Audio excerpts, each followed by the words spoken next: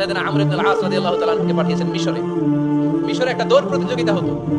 ওই দৌড় প্রতিযোগিতায় আমর ইবনে আল-আস রাদিয়াল্লাহু তাআলা আনহুর ছেলে অংশগ্রহণ করেছে, কিন্তু এক মিশরি ওই দৌড় প্রতিযোগিতায় চ্যাম্পিয়ন হয়ে গেছে, রানার্স আপ হয়েছে আমর ইবনে আল-আসের ছেলে। এবার মিশরি ফার্স্ট আর গভর্নরের ছেলে সেকেন্ড। রাগের চোটে আমর ইবনে আল-আসের ছেলে ওই মিশরির মাথার মধ্যে একটা বাড়ি মেরেছে। মিশরি বলে, আমার মারলা কেন? তুমি খেলাই পারো না, আমারে মারলা কেন? কয়, আনা ইবনুল আকরামিন, আমি গভর্নরের পোলা, আমি যা বলবো এটাই হবে, আমার উপরে কথা নাই। মিশরি ওইখানে আর ঝগড়া বাঁধায় নাই, মনে দুঃখ নিয়ে মদিনায় চলে আসলেন। এসে বললেন, আমিরুল মুমিনিন, আপনি আমর ইবনে আল-আস রাদিয়াল্লাহু তাআলা আনহুকে মিশরের গভর্নর বানিয়ে পাঠিয়েছেন। একটা প্রতিযোগিতায় আমি চ্যাম্পিয়ন হয়েছি, ওনার ছেলে হয়েছে রানার আপ। কেন সে চ্যাম্পিয়ন হতে পারে নাই? এই কারণে আমার মাথায় লাঠি দিয়ে 3টা বাড়ি মেরেছে। বিচারটা দিছে কার দরবারে? কথা বুঝেন নাই বোধহয়? ওমর ফারুকের দরবারে। ওমর ফারুক বললেন, তাই আগামী বছরের অমুক তারিখ আমি সব গভর্নরদেরকে ডেকে হিসাব নিতে, ওই দিন তুই থাকবি, পারবি না? মিশরে বলে, পারবো মানে অবশ্যই পারবো। ওই দিন 7 রাজ্য থেকে 7 গভর্নর হাজির, গভর্নরদের ছেলেরাও হাজির, মিশরীয় হাজির।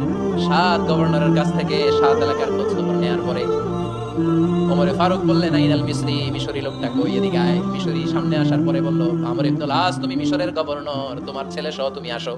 আমর ইবনুল আস এসে সামনে বসে রইলেন। এবার বললেন, ও আমর ইবনুল আসের ছেলে, তুমি নাকি ইবনুল আকরামিন গভর্নরের ছেলে, তুমি যা বলবা মিশরে নাকি তাই হবে, তোমার নাকি অনেক দাপট। নিজে একটা লাঠি এনে মিশরীর হাতে দিয়ে বলল, এবার তোর মাথায় যতটা মারছে তুই ততটা গুনে গুনে মার, আমি দেখবো। আমর ইবনুল আস দেখবে, আমর ইবনুল আসের ছেলেরে তুই এখানে মার। সে বলতেছে, থাক, আপনি বলছেন এতেই যথেষ্ট, মারা লাগবে না, আমি মাফ করে দিলাম। ওমর ফারুক বলল, খবরদার, মার, মার ওর মাথার মধ্যে।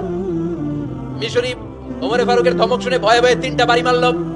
এই বাড়ি মারা দেখেও ওমর ফারুকের হৃদয় ঠান্ডা হয় নাই। লজ্জায় আমর ইবনুল আস, বয়স হয়ে গিয়েছে, সাহাবা, মাথা তখন টাক, মাথায় চুল নাই, লজ্জায় মাথাটা হেট হয়ে মাথাটা নিচু করে রেখেছে। এবার রাগের চোটে ওমর ফারুক বললেন, এবার আমর ইবনুল আসের টাক মাথার মধ্যে একটা মার, মার।